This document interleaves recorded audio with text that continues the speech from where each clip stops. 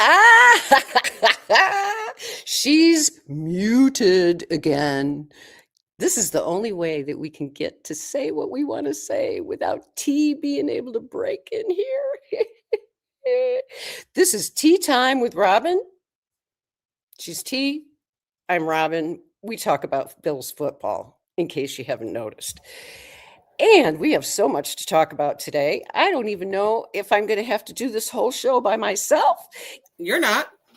Oh, thank God. I'm here. Like she said, this is Tea Time with Robyn. I hate my computer, but it's all good. That's why I have a partner, because you know what? When I go down, she's right there. I'm right So there. I I'm right there. appreciate it. I appreciate you guys being here. Yeah, we got some things to talk about. Apparently there have been some more hiring that has happened, and we're here to discuss it. I'm trying to share this as well as I do this. Oh, So well, you're good at multitasking. So I try. we have a lot to talk about. Yes. The hirings, and all of them I'm intrigued by. And one thing we can certainly say for sure across the board with all of these hirings, this isn't going to be looking anything like Sean McDermott's Buffalo Bills. No, and I love it, to be quite honest with you. And I know there have been concerns, and what is Brady gonna do? Brady has been on a tour. He's been everywhere, apparently. He's been on a talking circuit. And Hey, I get Sandra. it. Hey, Sandra, I get it. He has to put his stamp on this regime of the Buffalo Bills, and I so get it. So I'm not mad that he's doing that. But let's talk about the first guy. He's been back with someone that he's been with, what? And was it New Orleans? Yes. So Pete Carmichael. Carmichael. Yes, Junior, Mm. who Brady knew 2 years after what? He's a 15-year OC. He's been doing this a long time. Now he was with Denver for 2 years. Now he's with the Buffalo Bills. He wants to help Brady in the day-to-day. They said The day-to-day. Apparently, Joe Brady said, I think it was recently, that they asked him, well, what does the OC do when you call the plays? And he says, make sure that I can call the plays. If something happens where I can't call the plays for whatever reason, he can call the plays. Mm-hmm. So he still sees that as a number one priority. Plus, here's the thing: coming from the Sean Payton tree, which it looks like many of the hirings that we're going to talk about have connections to the Sean Payton tree. It's going to change the way the entire offense looks. Mm-hmm. And I think in part because of what Sean McDermott had as a mandate for the offense was to have the focus be on the running game more than it had been under Ken Dorsey and even Brian Daboll, for that matter. Right. But this offense is going to look different because it's going to be more Sean Payton-like in that you'll see a lot more scheming up the offense differently. I think we're going to see more crazy plays, if you will. Mm-hmm. Sean Payton is known for that. There'll be some other things I'm going to be looking for out of him. But if you think about it, think about Drew Brees in his greatest years. Mm-hmm. Drew Brees worked with mostly Pete Carmichael. So Sean Payton was the head coach. Right. So that relationship was very solid. And we all know what happened with Drew Brees. He went to New Orleans and made a name for himself, won a Super Bowl. Think that this is what they plan on seeing happen with Josh Allen. Mm-hmm. Want to see Josh function in a different role than he has in the past. And I'm anxious to see what it's going to all look like. And then, they also, I mean, pretty blunt. They ask him, What's going on with the screen games? The screens are not going anywhere, guys. Just letting you know right now, they're not going anywhere. They're part of the Buffalo Bills, apparently. And not even that. I like the fact that they use the screen in a different way in the playoffs. So the screen game is for a purpose. As a fan, not a fan of the screen, so when I see it, I just cringe. And I know a lot of us is that way as well. Was also asked about explosive plays and, down the field. He said that they know they need to acknowledge that that's a limited game in the Buffalo Bills offense. So I think they're going to do more, make a more of an attempt to, help Josh out. And Josh, now his long ball is just not there. Like, yeah, and I think some of that, to be fair to him, toward the end of the season was because of his foot. Yeah. He would not say it. He wouldn't admit to it, whatever. But you can't tell me that was not affecting his throwing motion, because it was. And that's why he didn't run a lot. Exactly. His foot was a problem that he didn't really want anybody to talk about. And so I think about going back to what you were saying about screens. Screen passes have never been Josh's greatest strength. So I would imagine that in training camp, there's going to be a lot of work on timing and all that sort of thing. Oh, yeah. I have this question for you. What do you think about maybe if they're going to be using the screen game more? What about getting our running backs more involved in the passing game? I don't understand. So when James Cook came out of the draft and the Bills draft him, that was James Cook. That's his game. I just don't understand. And not even that, it's also Ray Davis. And it's also Ty Johnson. Like, I just don't understand why it's not being utilized. Like, you have 3 guys that can do that and you don't use it. It is beyond me why they don't. It's another part of the offense. It is.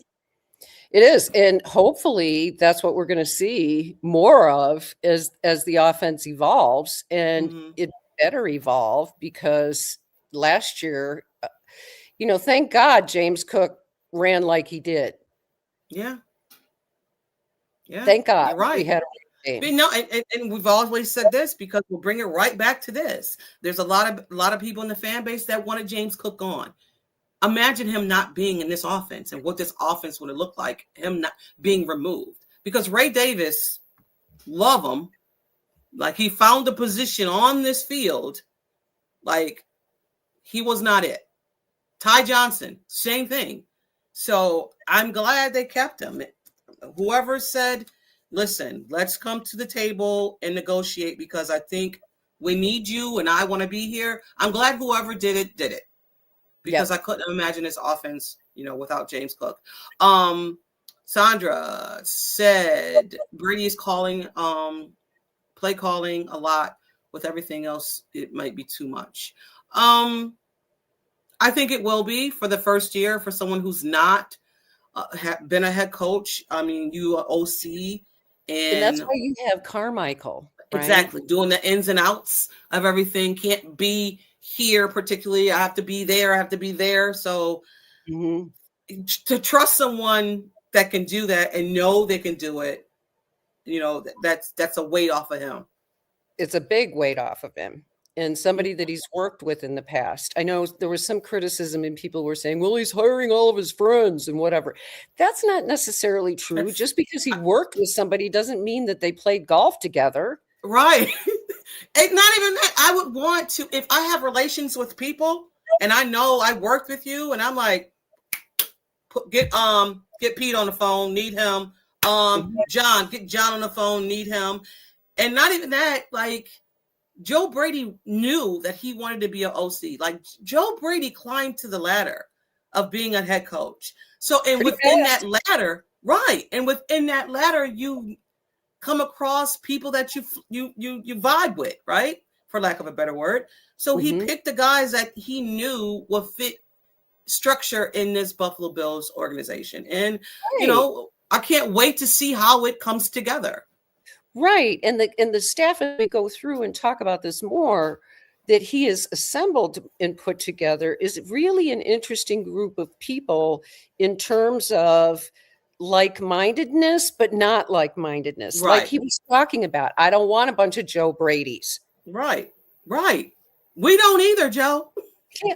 We don't either. One is enough. We don't need the whole Brady bunch. One is enough. Right. But speaking of, I don't need a bunch of Joe Brady's. Let's move on to the new big news of the DC. This might be the biggest position amongst all the positions. This might be the biggest because Bills fans have seen what this defense have done, can do, and I think we're over it, right? Because when it comes to the playoffs. Break? Is that what you're saying? Yeah, I'm done with that. Preventive defense, done with that too. We've seen it. We're over it.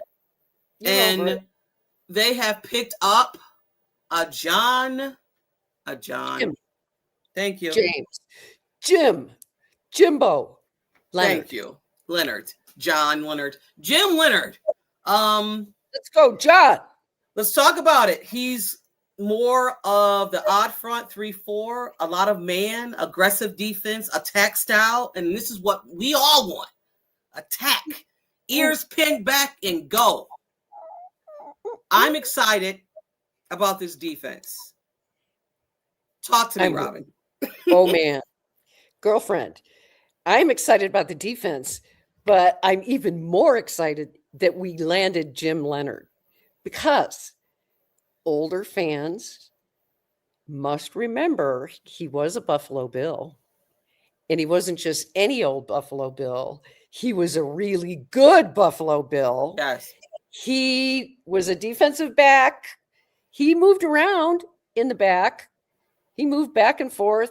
This guy was a terrorist on the field. I hated it when he left. I hated it. He was beloved because he loved Buffalo. He's a Buffalo kind of guy, no nonsense. And the best thing of all is aggression. This is what we're getting back in our defense, folks. We're getting aggression back again. I can't tell you how excited I am. Bend Don't Break always felt like almost Dick Duranish. And not even that, Robyn, waiting for something to happen and then you can, like, I always felt like the Bills was always counterpunching. Yep. They were never first, punch. They were always counterpunching. They were reacting. They were always reacting. Thank you. And that's what Jim Leonard said this morning. He's having his presser, even I think as we speak. Mm-hmm. He talked about being aggressive from the front to the back. Right. And that means the whole defense is going to be involved. The quarterback is in the eye of the storm. It's going to be balls to the walls, people. It's not going to look like anything we've seen in the last 10 years. Not anything in the Sean McDermott era will resemble what this defense is going to look like.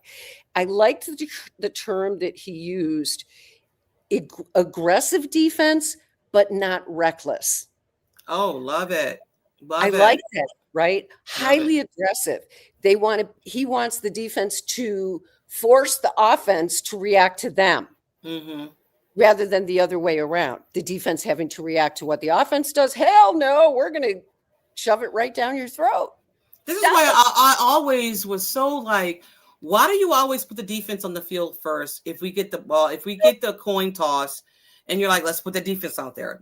I'm like, no. And I get why you do it because you want the ball at the, beginning of the half, whatever the case may be, but whatever. Like John said, please like and share, go to our YouTube channel, subscribe to the channel, tell someone, tell a friend, tell someone.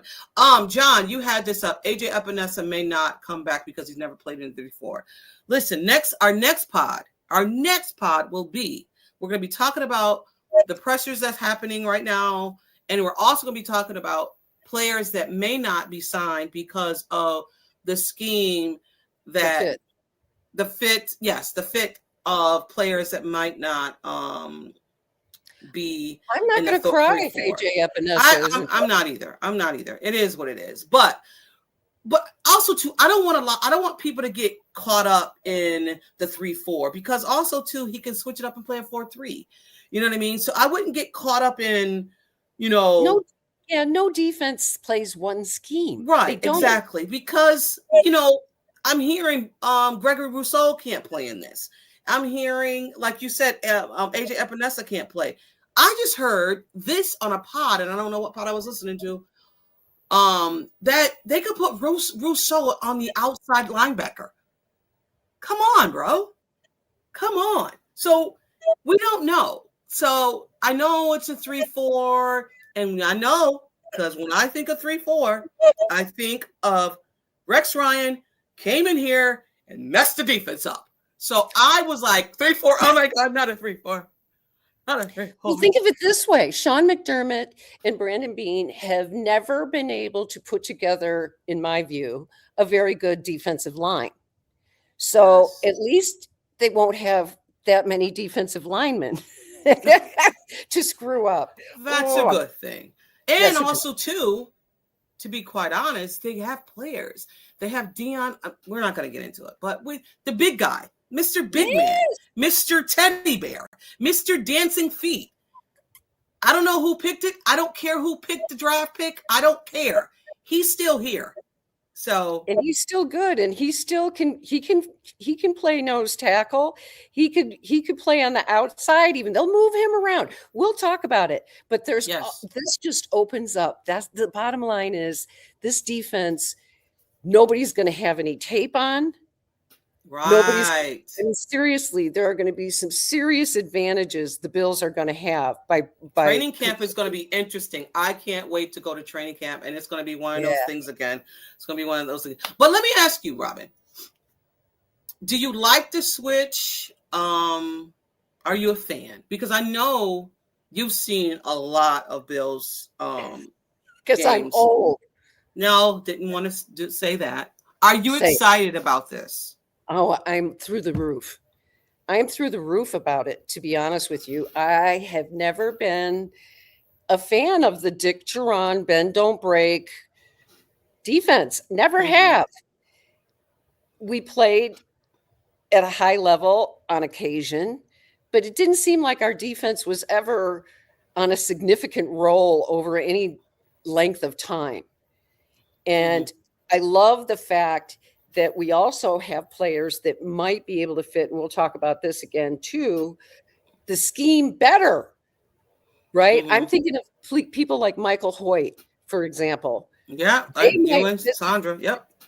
They might fit this scheme better because we can move them around. So I'm all over this. The aggression, I think that it's the nature of Bills fans as a whole to prefer a more aggressive defense. Yeah.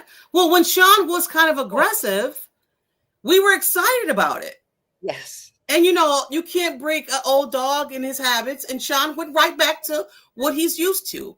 But when you've seen Sean be aggressive and be, more taking a risk, you're like, okay, this is what I like. But again, you're going to go back to what you know. And then I think as fans, we're just like, I'm over that. I'm over that. With this type of DC, you want to keep them guessing. This is what this guy does. You want to keep that offensive coordinator guessing. And this switch is going to be huge. And I think it's going to be huge for Ed Oliver too. So again, we're going to talk about it next week. Go ahead. Sorry. We are, but I just want to add what John Roberts said. Shaq Thompson has played in a 3-4 and they should re-sign him. Yes. He made a statement on Twitter. I think it was yesterday. Yes, it was. I seen it. Okay. One Bills Live made a comment. I think I didn't see it. Me neither. Him being in the 4-3 and that maybe he wouldn't be a fit in a 3-4. And he corrected them. Yeah, he did. On Twitter, which I thought he was very polite, but he's played in a 3-4. Bring him back. Please bring him back, because we also know Matt Milano is probably not going to be coming back. No, he's not. And I saw yesterday, by the way, they had a nice layout in Architectural Digest of Matt Milano's secret little home in Western New I've York. seen it too. He is so minimalistic, right? Is that the word? Oh, he is. Yes, he is. But Very. being a free agent, one thing I know about Architectural Digest, people don't put their homes up in pictorials for Architectural Digest unless they're going to put their house on the market. Yep. And Matt Milano has always been super private, Yes. super private That's person. why I was surprised. Well, that's why, because it's probably going on the market. I hate to see him go again. Once they let Trey White go, I was done. Like, I don't have any more connections. I'm glad Trey White came back, but again, I'm done with that. My connections to players. I love Matt Milano, what he did for the Buffalo Bills and that linebacker position and how he played it with Tremaine Edmonds, the Batman and Robyn. Yeah, awesome. They were good. But again, it's time to move on. Another lineman that I don't want to talk about it. Anyway, another because I could just go in. We're gonna talk about it next week though. Yeah, we could. Another surprising news for me. The strength and conditioning coach, Sean McDermott, said the performance staff, they're not going anywhere. I'm like, Joe Brady? No, I'm sorry. Brandon Beane said that they're not going anywhere. So for me, that was shocking because of all of the soft tissues that happened, and you're still going to keep the guys. Tell me, Robyn, what was your thoughts when you seen it? Because you actually text me. Yeah, I was a little disappointed, but on the other hand, I'm thinking with so much change going on in the organization, if they give them another year, okay, let's see what happens. What I thought was interesting about that, though, was a comment that Dion Dawkins made yesterday. What did he say? Said, get this. He says that he plans to play this season at the lightest weight that he's ever played in his career. Freak. So he must have knew. He must have seen himself on mic'd up and was like, look at me. Oh, yeah. Yeah, I told you. Yes, you did. And I don't know about how I feel about that, because let's remember when we try to reconfigure a player's body, all I can think of is how long did it take for them to figure out AJ Epinessa's correct body weight? Oh my God. 2 seasons? And they kind of messed that up too, though. They did. And so I'm a little worried, like, okay, that's fine, Dion. Come back lighter than you've ever been before. How much is that going to affect you in your play? We knew last year Dion got sick and then he came back and he put the weight on, and you seen he got penalized a lot, holding this and the third. He couldn't move. He was too heavy. Right. It didn't look good. And when I watched the mic'd up, I was like, Dion doesn't look good at all. Like, he didn't look like he was one of the, I mean, don't get me wrong, Dion is a top, tackle in the NFL. But before it used to be top 5, top 3. Now, Dion is not that guy anymore. He's not.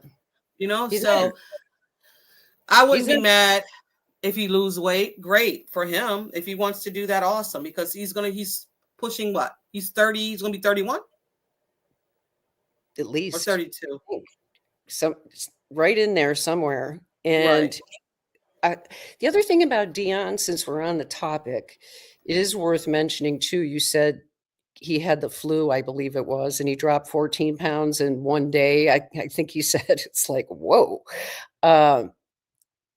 Dion isn't the most healthy person. If you remember back during the COVID era, he got COVID twice. He ended up in the hospital. So I think it probably wouldn't hurt for him to lose weight. I'm just concerned about reconstructing his entire body and then wondering if that's going to affect how he plays. Yeah. And For sure. I just don't know the answer to that. And it'll be interesting to see how the new offensive line coach, Pat Myers, works with Dion. It's going to be interesting because you and I talked about this on the last pod, I believe, in terms of maybe moving him inside. And I still think that's a viable possibility, but Yes. we'll just have to see what happens. But as far as keeping the strength and conditioning coaches, I don't think we have enough data to say the soft tissue injuries was on them, but I'm not saying that we also don't have enough data to say that it wasn't. So, okay, give this staff another year, but let's have a little close eye on the number of injuries that we see. And I think they're under the microscope Yeah, I because do too. I think they're under the microscope, and I'm fine with it being under the microscope. I mean, it's a lot. I think this first year, and I'm excluding Joe Brady, of course, and some of the position coaches, of course. But when it comes to, I'll talk about it when my spill the tea, because there's a microscope that's going to be happening, and we'll discuss it with my spill the tea. But the next position coach that they hired was linebackers coach. I did not know this, and Robyn could help me out with this. Inside, outside. I'm thinking, okay, linebackers coach. Did not know we needed an inside and an outside, but they hired Bobby April III and John Igorogwu. Yes, one on the inside linebacker and the outside linebacker. For me, again, we're going to talk about a Dorian Williams, baby. He's back. He's back. He might be the missing piece when it comes to this linebacker room. I am excited for Dorian Williams. I've never been so excited for a player in my life. Dorian Williams might just be, and he's playing on his fifth option, right? Defense will fit his style to a T. Get ball, see ball, go get ball, Dorian. Destroy everybody in their pathway. Yeah. This defense is meant for Dorian. Mm-hmm. And another guy who will flourish in this defense, believe it or not, I think will be Joe Andreessen. Oh, Buffalo Joe. Buffalo Joe. Oh, Buffalo Joe might just find his niche in this defense. Yeah. So he's another guy that loves to slam dunk, hit him hard, and I'm so excited. You asked me if I'm too. So excited about not this. Even that. On top of all of that, again, we're going to talk about it next week. On top of all of that, this is a linebacker class. This draft, you can pick and choose what you want, baby. They're in there. They're in there. So and safeties too. Yes. So off ball linebackers are in this draft class. I'm so excited. Let me ask you. There's another guy that, you know what, I was surprised that they let go was the cornerback coach. I was surprised they let him go. I'm not going to mess his name up, but surprised that he was let go and he's in Miami right now. But they did pick up a guy, Jay Valai. Okay, Valai. I believe.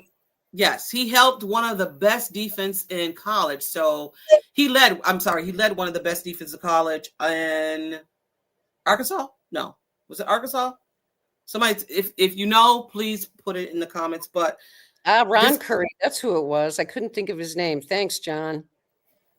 Oh, okay. Was it Ron Curry? Was it? Okay, Curry. Okay, I thought it was somebody else. But I'm excited for this guy too. Listen, we have Benford, we have Harrison. So, and I don't know on the back of that who they're going to go get. They got Strong. Just got some update. He was going to. I thought he was going to be that guy, right? And they just got an update that he's going to have a procedure. Don't want to say that this might be a procedure to end his career in football. Praying that it doesn't, but might. Yeah, he's going to have a procedure. What we've seen of him, I thought it was promising.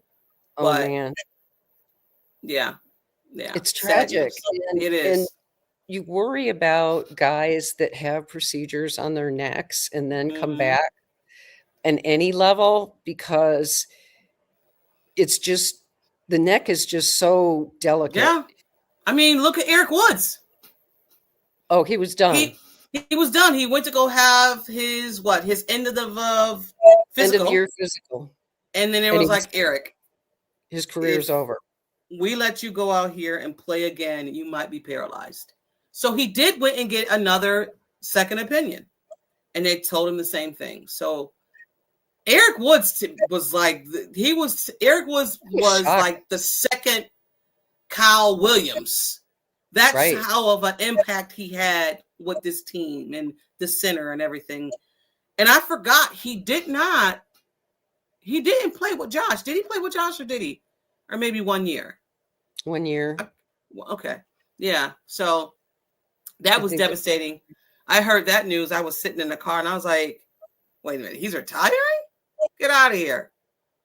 That's crazy. And he was still young. Young. I think he was only 30. So yeah. And sinners can play so freaking. Oh yeah. Well, that's why Dorian Strong, that's the other thing. This is a different situation in terms of being a defensive back. You use your head and your neck and your tackling, and right. It makes me very queasy to think about him coming back. I hope he really thinks about it seriously. Yeah. Come back and coach, do something, but be safe. Yeah, for sure. I don't want necks are nothing to mess with. But they're not. Good luck to Dorian. I'll be praying for him. Absolutely. But it's time for us to spill the tea, guys. Here we go. For me, come on, just spill that. Come on, just spill that. Spill that tea for me. Spill no dirty tea. Yeah, tell me everything. Come on, just spill that.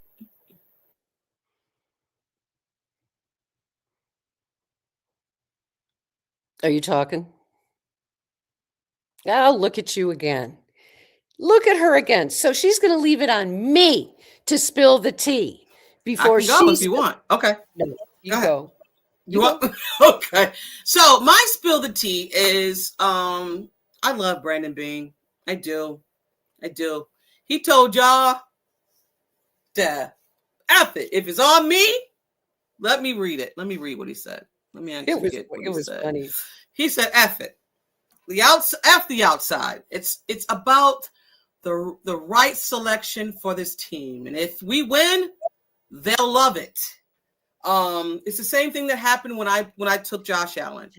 I'm wrong, the moving company will be outside of my house. So I understand. He said, F it. I'm with you. Listen, Brandon Beane, bump the outside noise. And that includes me, because I'm the outside noise. And I know Brandon Beane, what Brandon Beane is going to, I don't know him like that. Let me stop. Anytime you question any man or woman's ability to do something at their job, whatever, they're going to show you. And I think this is the season of Brandon Beane showing us. And hopefully he goes all in. Not all in to where F those picks. And I know everybody wants to say F those picks. I'm kind of with you too.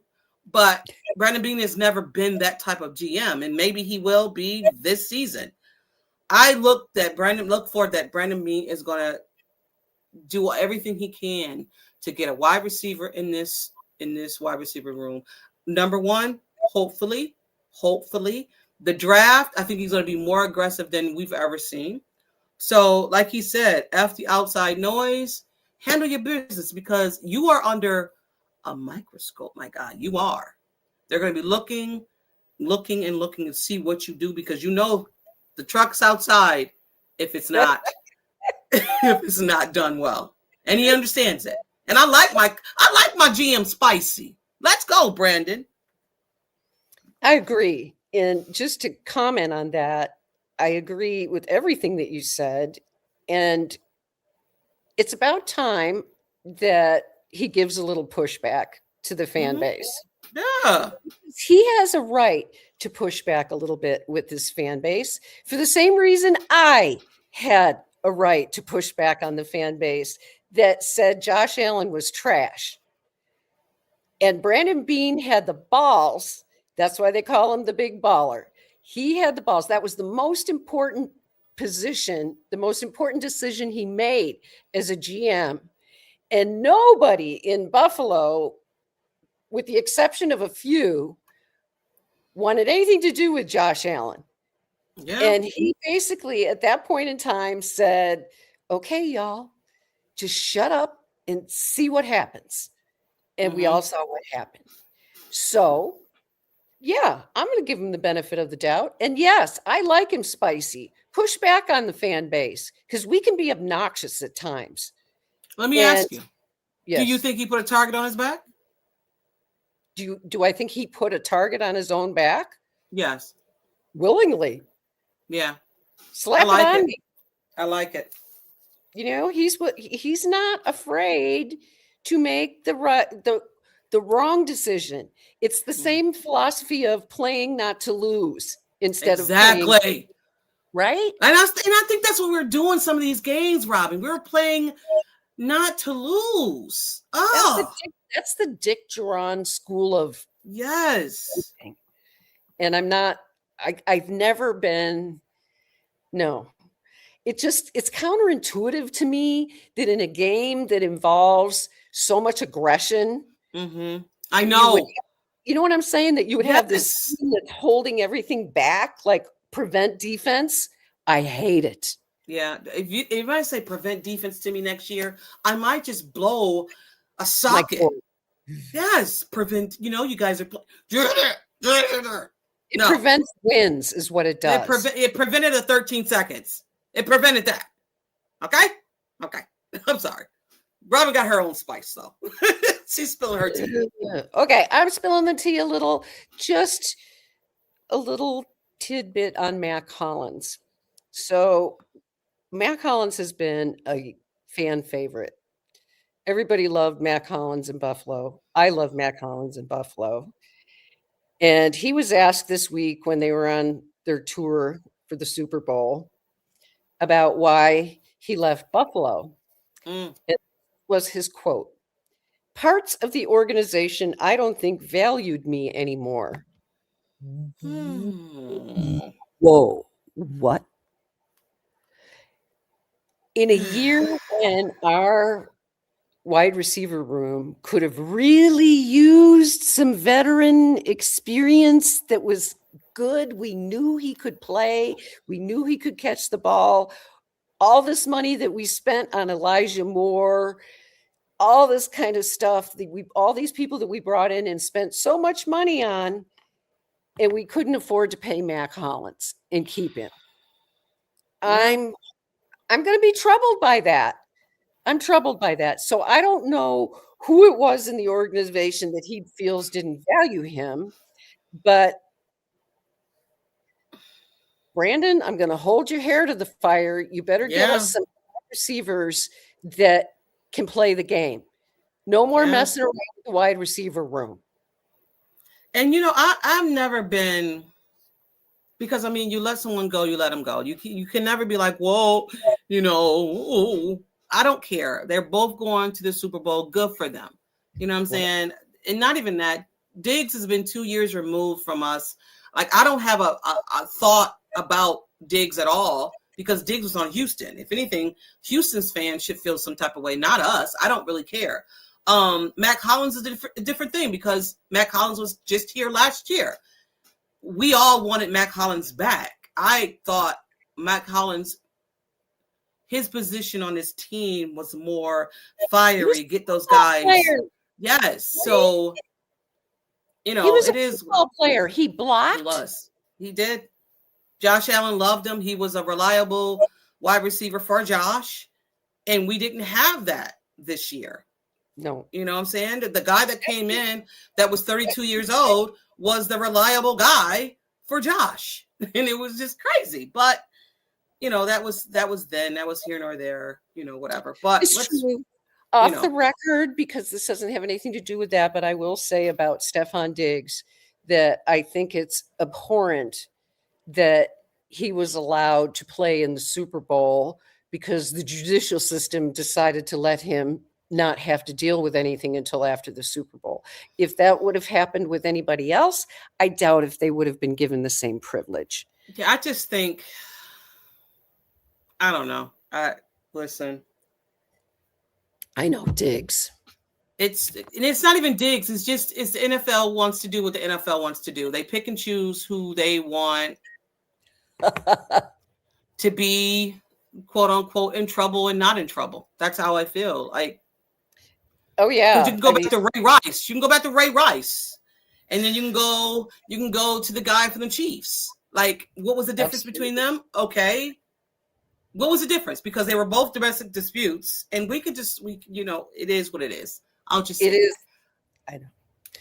It is what it is. But let's get on to the salary cap, because apparently they're giving them more money. And it's been, if you guys didn't, and I know we probably shouldn't talk about somebody else's network, but Cover One does a great job when it comes to the salary and all of that. I want to say Greg Thompson did it yesterday. I didn't get a chance to look at it because when it comes to money in this big of amount, I have no idea what that is.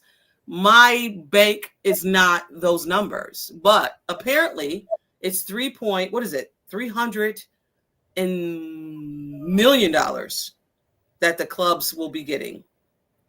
A significant jump from $275 million. Woo! So, what does that mean for the Buffalo Bills? Right now, I know they are over the cap. I know that. So, if they do want to make a move, they can. I wouldn't touch Deion Dawkins at all. Like, I wouldn't put no money. He's done. Let's just be done with that. I will touch, of course, Ed Oliver, Spencer Brown, and Josh Allen. Now, I don't know about Dawson Knox, because he wants to be here. And I think Dawson Knox will take another pay cut to be a Buffalo Bills. Yeah, if he wants to be a Buffalo Bills. For his production, he's going to have to. Yeah. And I also believe Johnson might be gone. I think he might be gone. We've seen better days, my guy. I don't think he'll fit the scheme either. Thank you. Just thank you. I don't want to be cruel and rude to players. His best days are behind him. Yeah. Thank you, Robyn, for saving me, because I just think that it might, you got to go.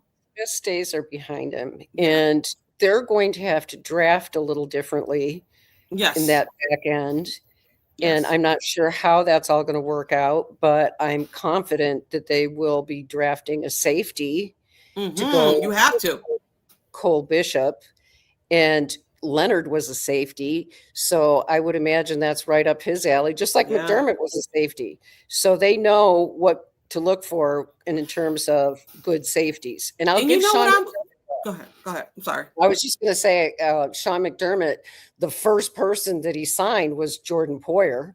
Right. And then Micah Hyde, who was not appreciated in Green Bay. So I'm anxious to see what Leonard's going to do with the back end of the defense. Yes, Teron Johnson. Yes. You know what? So this is my own thing. This is what I see. I've seen that Sean McDermott can develop players, of course, right? Yeah. And I know he sees something in players. He's like, that's the guy I want. And I know when it came to, and I'll just say Cole Bishop, Cole Bishop, to me, I thought when he came out, he was just going to hit the ground running. And of course, you need that experience from college to the NFL. And he got it within year 2. Mm-hmm. But for me, I think Sean McDermott always drafts products or projects. And I don't want those anymore. I want you to get a guy that you see that can not hit the ground running, but, you know, give him some time, some experience. He's in there. I don't want 2 to 3 years down the line. Like, I think Landon Jackson was a project. And he might actually fit it better in the scheme coming up. Right. And that's what people are saying. Thankfully, because I just thought, like, oh my God, what is going on, Sean? I'm with you. I'm trying to figure it out. But what is this? What is that? The question is, even with some of the veteran free agents, why is it that we have these guys come in like Poona Ford, and he sat on the bench the whole damn season that he played for us, and I don't know why. And then he leaves and he becomes very productive. It's just like, you know, and is this going to be the same thing that we see with Larry Ogunjobi? Right. It's just like hitting your head against a wall. Like, I'm trying to figure this out. You can blame Brandon Beane for bringing him in, or do you look at the coach because he's not? This is my guy. Right. I want this guy. Yeah. We all know this, Robyn. Sean McDermott had he had a guy, he had who he wanted, the body type, how they looked, fast, you know, can get off the blocks fast, lean. We knew that. We knew his body type. We knew it wasn't Deion Walker. We knew that. Because they didn't draft those guys. They drafted a Dwayne Carter's. They drafted us TJ Sanders. They drafted AJ Epinesa and tried to fit that mold into a Sean McDermott. So now that's why I'm so excited about this defense, because I want to see now what kind of body type are you guys going to develop or bring in? Yeah. What is this going to look like in this defense? This draft is going to be one of the most interesting drafts we've had in eons. Right. Probably since we drafted Josh Allen. Yes, for sure. Big, huge, important draft. And absolutely. Even Brandon Beane said that. He's got to nail this draft. He knows he has to nail it. Every year is like, how much pressure does he have on, you know, this draft? This year? Big. Come on, it's big. It's big. He's ready for it. Before we get out of here, I wanted to talk to you about this. So the international games came out. And let me tell you, 9, Robyn, 9 new cities. You have Spain, you have France, you have Australia. What are we doing? Australia? What are we doing, Robyn? Well, we're growing the league. That's what we're trying to do. But Australia? Ooh. That's tough. Are they going to give these guys like 2 bye weeks or something? I mean, how on earth are they going to go over there and play and then come back and play? Australia. So, of course, you got the 3 London games. You have Germany. Paris is coming. Paris. Again, Australia, Brazil. Like, what are we doing? We're trying to grow. This is all about the money. It is about the money, but Australia, Robyn? I know. These are big guys. I mean, I know you probably got planes that could probably fit the big 300-something pound guys, but sheesh. Rides are dangerous too for people that are that big if they don't get up and move around. You know? Yeah. So yeah, it's all about the money. Yeah, they got to figure this out. I mean, not that. And then for us watching the games, it's going to be something else too. We're going to have to watch at 3 a.m. I got to get up at 3 and watch the. You thought of Italy feel sorry for us? Hell no, absolutely not. But listen, you thought last year, getting up and watching these games and what we're going to do. I'm taking days off because we had a lot of night games. This might be crazy. Hopefully the Bills don't go I don't want to Hopefully go to they'll Australia. I don't want to have our team go to Australia. I don't want us to go. Where did we go? London, right? Every time we go to London, something happen. Don't want to go to London. No, London. Their turf is terrible. They're 0 and they've been there 3 times. 0-3. They're 0-3. They haven't London. figured out the travel thing either. No, and that was who that was, but anywho, again, guys. So next week we're going to be talking about some of the pressures that happen if some come out, and we're going to be talking about players who will return, who won't, who will fit this 3-4. We don't know. We just figured it out just like you guys, but we're here for it. After next week, soon we will have Dean Kindig coming on our show to talk to us about the draft.